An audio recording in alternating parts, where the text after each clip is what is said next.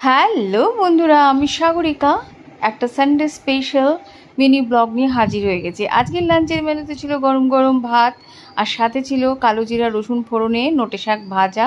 খেতে কিন্তু দুর্দান্ত লাগে। যেহেতু আমার রাতে ডিনারের ইনভিটেশন ছিল, তার জন্য কিন্তু আমি ব্রেকফাস্টটা করিনি, রুটিটা আমি খাইনি। দেখুন রাখা রয়েছে।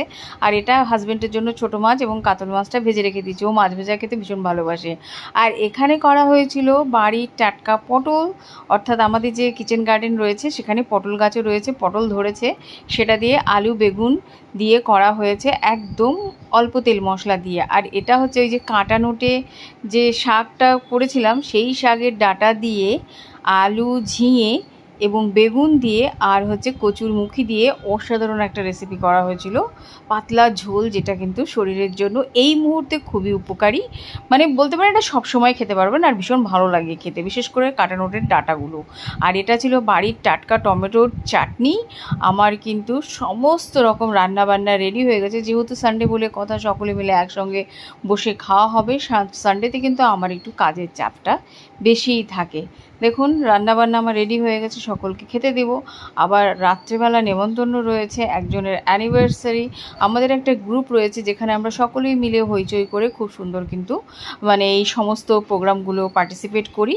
তো দেখুন এখানে হচ্ছে এই যে আমি একদম রেডি হয়ে গেছি একেবারে যাওয়ার জন্য। তো কটনের একটা কুর্তি পরেছিলাম, আর তারপরে চলে এসেছি টোটোতে করে, সকল মিলে চেপে এসেছি। বন্ধুরা, সব সময় ভিডিও করা হয় না সবার, আর সকলে পছন্দও করে না।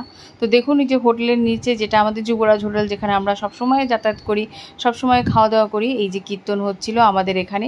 বিভিন্ন জায়গায় কিন্তু এই টাইমে কীর্তন হয়, তো সেখানেও একটু দাঁড়ালাম, রাধা গোবিন্দর মূর্তিটাকে দর্শন করলাম। তারপরে যেহেতু বাচ্চা কাচ্চার প্রচণ্ড খিদা লেগে গেছিলো, তার জন্য গিয়ে দেখুন অর্ডার দিয়ে দিয়েছিলাম এগ পকোড়া এবং হচ্ছে পনির পকোড়া। তো সকলে মিলে সার্ভ করে খাচ্ছি, হই হুল্লোড়, মজা হচ্ছে, আর কি ফাজলামি হতেই থাকে আমাদের। এইরকম কিন্তু খাওয়া মানে হতেই থাকে। তো সব সময় আমরা ভিডিও করতে পারি না। আর মেনুতে কিন্তু দুর্দান্ত সব আইটেমগুলো ছিল। আর এখানকার রান্নাবান্না কিন্তু খুবই ভালো, আর একদম আমাদের মানে পাশেই, তার জন্য বাচ্চা কাচ্চা নিয়ে আমাদের এখানে সবসময় আশাই হয়ে থাকে। দেখুন আমি নিয়েছিলাম কুলচা, আর নানও অর্ডার দেওয়া হয়েছিল।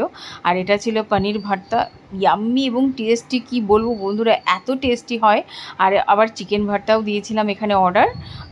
দেন তারপরে চলে এলো ডাল মাখানি। দেখছেন কি সুন্দর টেস্টি, রিচ না অথচ খেতে কিন্তু দুর্দান্ত সব ছিল। একবার খেলে বারবার খেতে ইচ্ছে করবে। আর যেহেতু খুব রাশ ছিল এবং গরম ছিল, যেহেতু সানডে সকলেই একটু চায় পরিবারের সঙ্গে খাওয়া দাওয়া করতে, তার জন্য কিন্তু খাওয়াটাই আপনাদের দেখাতে পারলাম। পুরো ভিডিওটা করে আমি দেখাতে পারিনি। খেয়ে নিই, ভিডিওটা ভালো লাগলে অবশ্যই